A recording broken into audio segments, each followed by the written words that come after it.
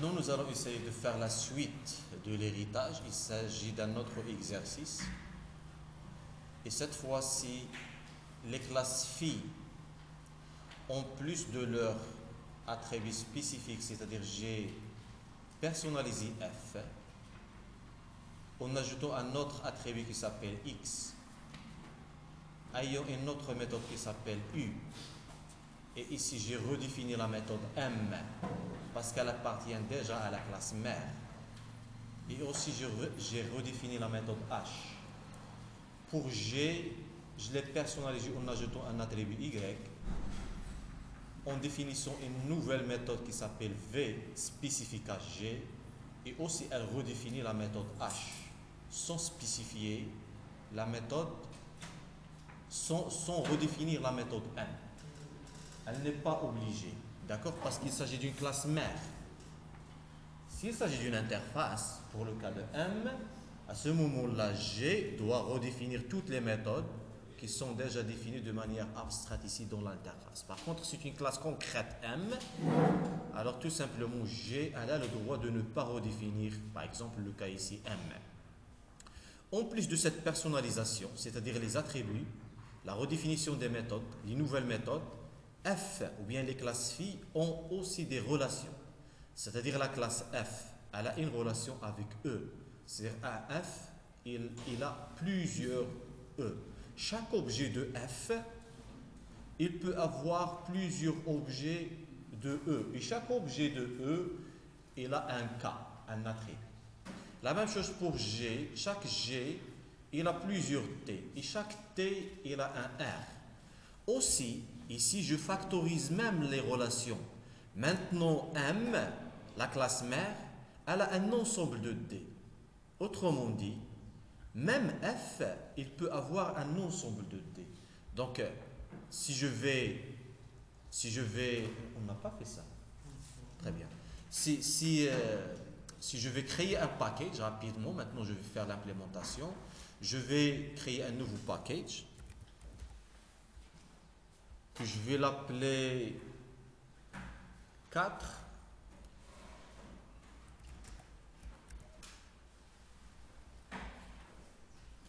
test point step 4. Alors je vais tout simplement implémenter parce que c'est la modélisation qui compte. J'ai bien modélisé mon diagramme de classe, je suis maintenant capable de l'implémenter. Je commence par la classe M. Qu'est-ce qu'elle a M? Elle a un A, B et C. Ce sont des attributs protégés pour autoriser un accès direct depuis les classes phi. Alors ici, je vais faire tout simplement protected int A. Voilà, donc j'ai défini le premier attribut et j'ai la B, c'est une chaîne de caractères et C, c'est un double. Alors je vais de même faire un petit copier-coller. D'accord? Alors ici, le deuxième paramètre, c'est une chaîne de caractères qui s'appelle B. Le troisième, c'est un double. C'est un double et qui s'appelle C.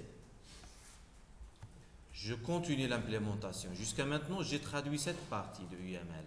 Qu'est-ce qu'il reste? Il reste à mettre en place un constructeur avec paramètres et la méthode M. C'est-à-dire pour le constructeur paramètre, je peux tout simplement aller vers source, générer constructeur utilisant des paramètres.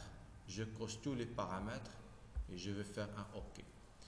Certainement, il va me faire un super. Ce super-là, normalement, il représente le constructeur de la classe object.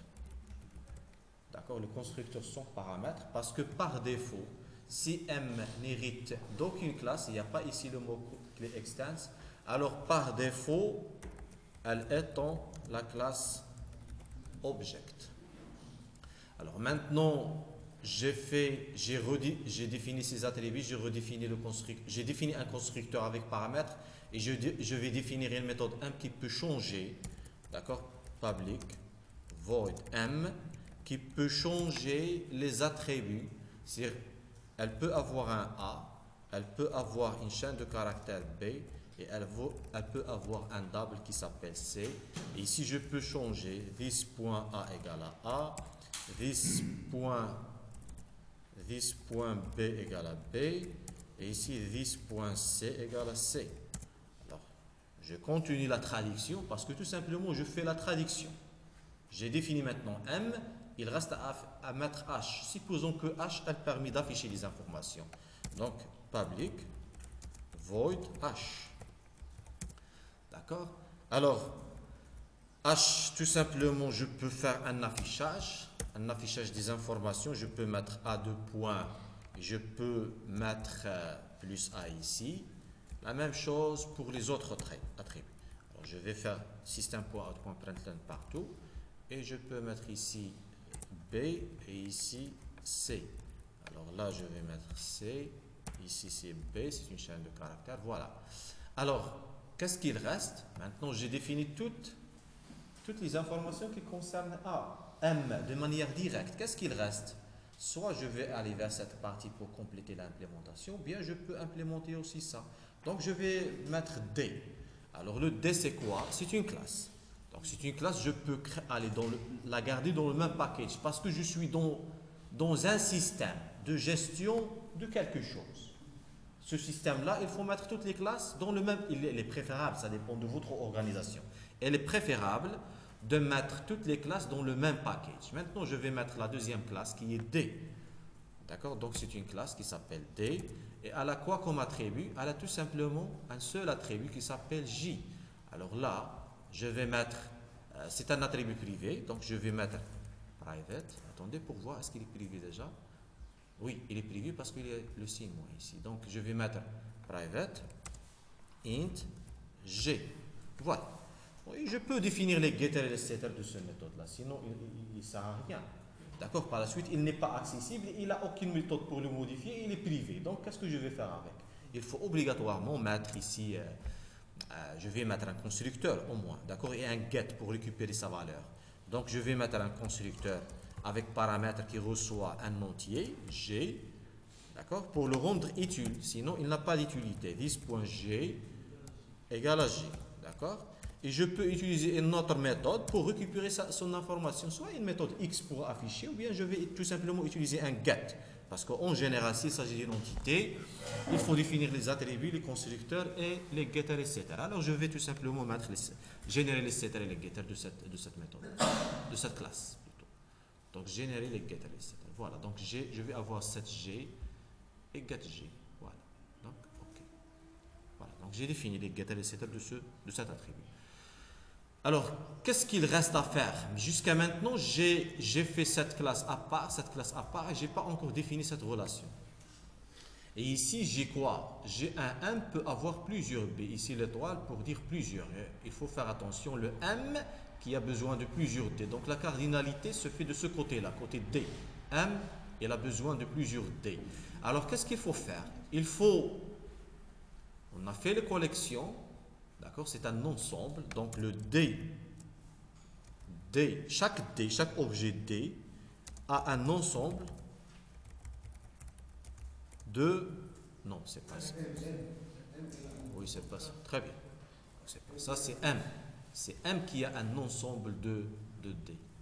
Alors, donc dans la partie structure, ce n'est pas terminé. Donc, dans la partie des attributs, il a un autre attribut qui vient qui est issu de la relation association. Alors ici, c'est quoi? J'ai exactement, chaque M a un ensemble de D. Et chaque D, c'est une instance de grand D. D'accord? Donc, qu'est-ce que je dois faire ici pour dire qu'il s'agit d'un ensemble? Je peux utiliser ce qu'on appelle les collections. Donc, je vais mettre une visibilité privée et pour dire liste. Donc, liste, c'est une interface déjà. Interface. D'accord? Donc, je peux référencer des objets par des interfaces. Alors, liste de quoi?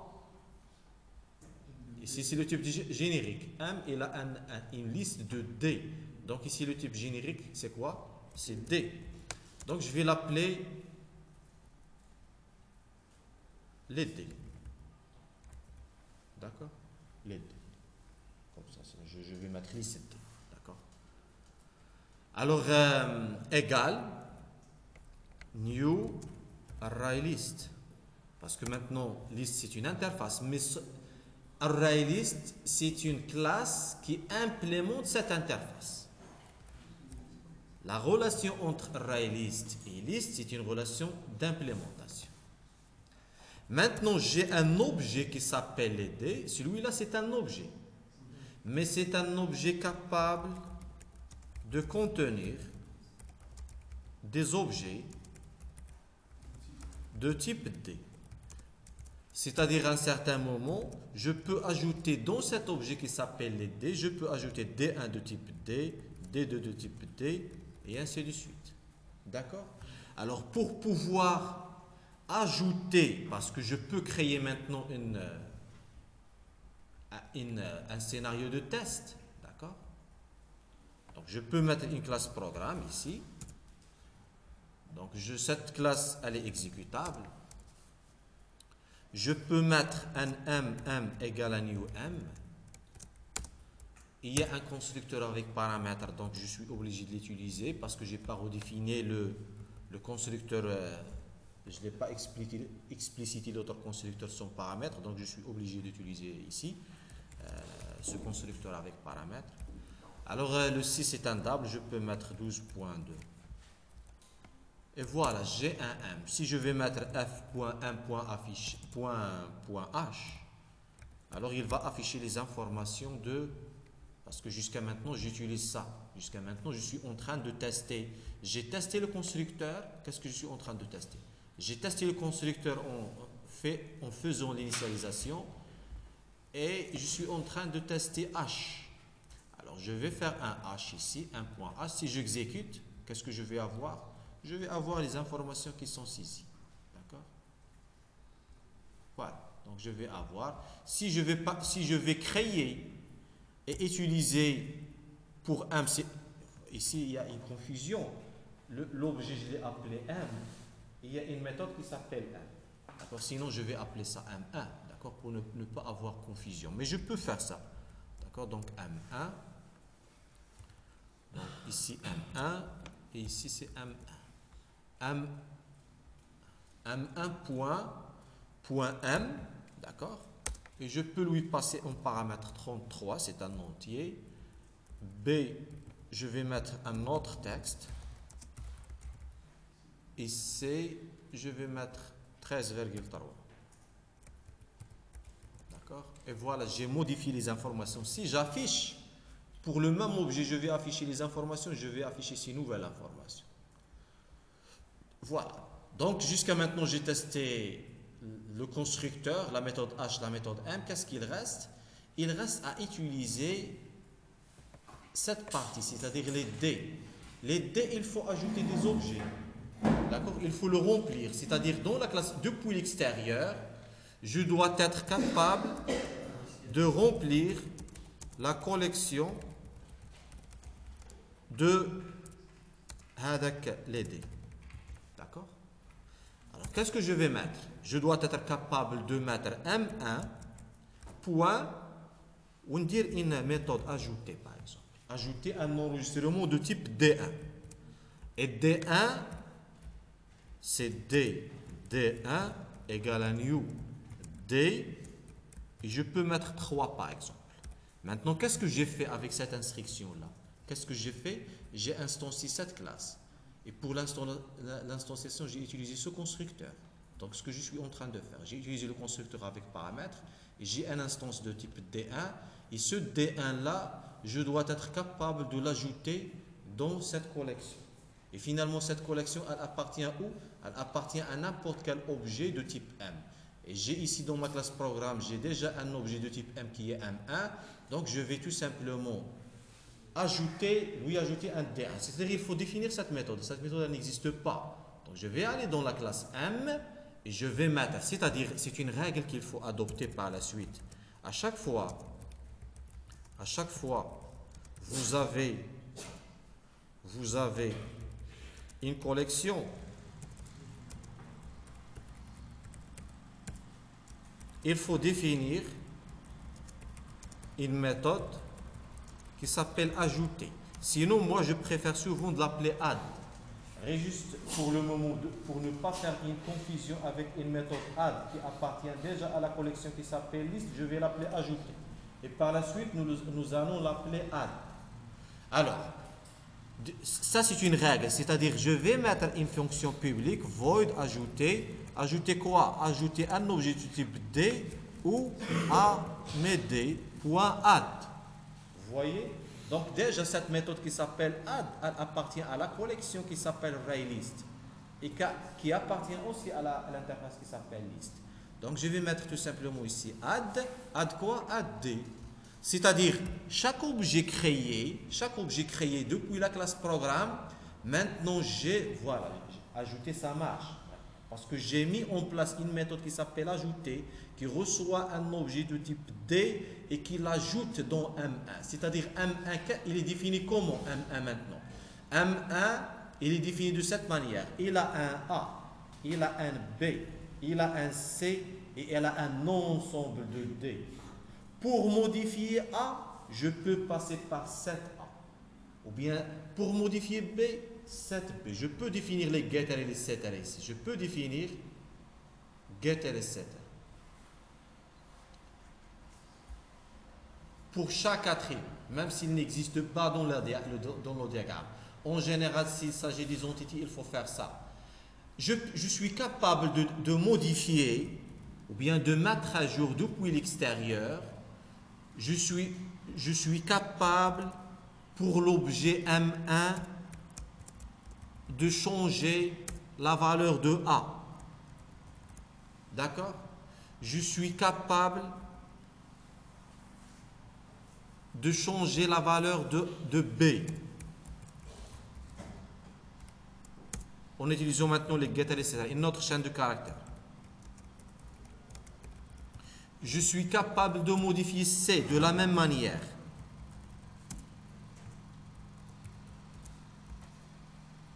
Et maintenant, la question qui se pose, comment modifier les D? D'accord? Comment modifier les D? Parce que le M, en plus de A, B, C, il a les D. Voilà, il a ça. En plus des autres attributs, il a aussi cette partie-là. D'accord? Mais ça, c'est un attribut particulier. Ce n'est pas un simple attribut qu'il faut modifier par set et get. Tu peux mettre set et get. Oui, ça peut marcher. Mais en général, il faut en plus de set et get les D, il faut aussi préparer une méthode ajoutée. Parce que ajouter un élément dans les D. Alors, qu'est-ce que je vais faire maintenant? Tout simplement, puisque j'ai défini les getters et les setters pour ça, je dois aussi définir une méthode ajoutée qui ajoute plusieurs éléments. Donc, j'ai ajouté un D. Donc, cet objet D1, il est défini par quoi? Il est défini par l'attribut A. Il contient quoi? Il contient un attribut A ayant la valeur 1. Par la suite, je l'ai mis à jour. Je ne vais pas le mettre à jour. D'accord? Je ne vais pas utiliser les getters et setters maintenant. D'accord? Donc, je vais faire en commentaire ça.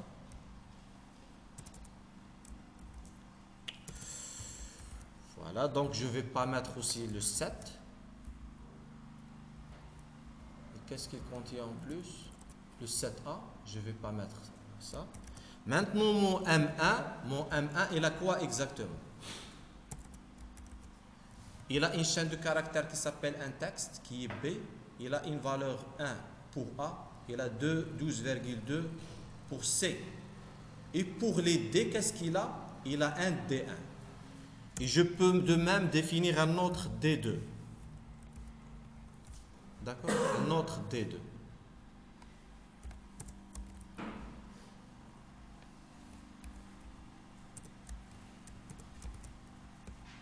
Et il a aussi un troisième D,